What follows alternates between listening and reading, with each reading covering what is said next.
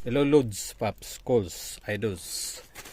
Ah, kung napanood nyo yung ating unang video na nagpalit tayo ng ignition coil o ignition pack sa ating DA64, di ba napansin niyo na mayroon tayong inayos na coil pack kasi may leak no sa gilid-gilid. Ang ginawa natin, nagbili na tayo ng additional na dalawa para ipalit natin doon sa may damage, no, na yung rubber niyan mismo ang may damage, kasi hindi naman yun ma-repair talaga kasi nag-expand ang dulo ng kanyang rubber, yung high voltage insulation. So ito, ipapakita ko ito. Nagbili na tayo ng tatlo para gawin natin reserva yung dalawa, no, dalawa. So ito, papakita ko. Ang binili natin, Paps, calls ng mga ignition coil ay mga surplus po ito. Hindi to mga brand new kasi advice talaga ng ating mga mekaniko na mas maganda talaga daw yung surplus kasi original. Okay? So kaya surplus ang binili natin, mas mura na. Tapos mas kuan siya. Mas okay siya. Okay? Unless bibili tayo nung genuine talaga, pero mahal-mahal din 'yon. Hindi ko lang alam kung magkano. Nasa 2,000 plus siguro ang isa or 3,000 ang isa ng ganito na genuine. Pero ito surplus, nasa 500 plus lang. Pero okay pa naman. Ang importante, mayroon tayong spare o reserba pag just in case may problema tayo sa daan, mayroon tayo pampalit. Ang kapal ng ang kapal ng ano ito, no, bubble wrap. Safe na safe talaga siya. Yan. So mayroon tayong tatlo para mapalitan na natin yung dalawang may diferensya dito sa rubber mismo, kasi yung rubber nung dalawa maluwang na rito. So i-check natin to. So okay, parang maganda pa naman ang mukha niya, no. Ang number nito, Paps, bali isang set na ito para sa isang engine natin. Isang DL3, yan, DL3, kita niyo DL3, focus ko, yan, DL3 yan.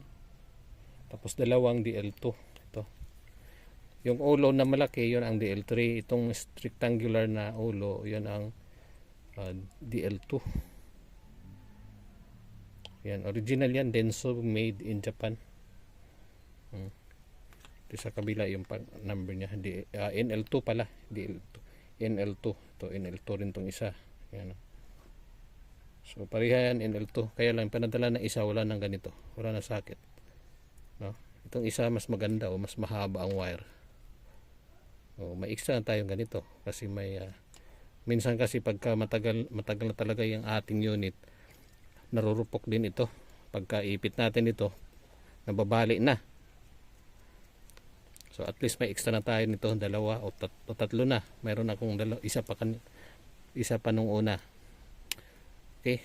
So hindi ko napapakita ang paano ko ito ikakabit, no? Kasi pwede naman yung tingnan doon sa nauna nating video kung paano ko siya pinalitan. Ang importante na maganda dito, rubber niya, hindi pa umiikot. Hindi pa siya umiikot kasi nakasil pa siya rito sa gilid-gilid na to. Tapos ito dito, masikip pa rin. Ito, okay pa. No? Okay siya dito. Yung isa natin na ganito na DL3, okay pa siya dito. Umaandar pa naman. Pero maluwang na dito sa rubber, sa dulo. Kaya pwedeng mag-skip dyan ang kuryente, no? High voltage. Ito namang isa, ganda rin. Okay rin, no? So kung gusto nyong panoorin yung ating video nito, paano magpalit o mag-diagnose, puntahan nyo lang yung ating videos sa ating Facebook or doon sa YouTube channel natin sa the same name, no, sa channel sa ating Facebook. Puntahan nyo doon sa Suzuki DIY DA64 sa YouTube. Dito naman sa ating Facebook, sa videos lang, nandoon na, makikita nyo na kaagad. Mayroon din yung playlist na DA64 din. Okay, so ganun lang mga paps, mga calls. Salamat sa pagpapanood, no? At paki-share na rin. Thank you for watching. So yan paps, nakabit na natin yung additional na dalawang bagong ignition coil o pack. Kondisyon na naman na ating sasakyan. Reserba na to just in case maaberya tayo sa kalsada, may papalit tayo agad. Importante pa naman to, no? Okay, so huwag kalimutan po mag-subscribe or mag-follow sa ating Facebook page at paki-share na rin. Thank you for watching. Babels. Yan, mapino na siya.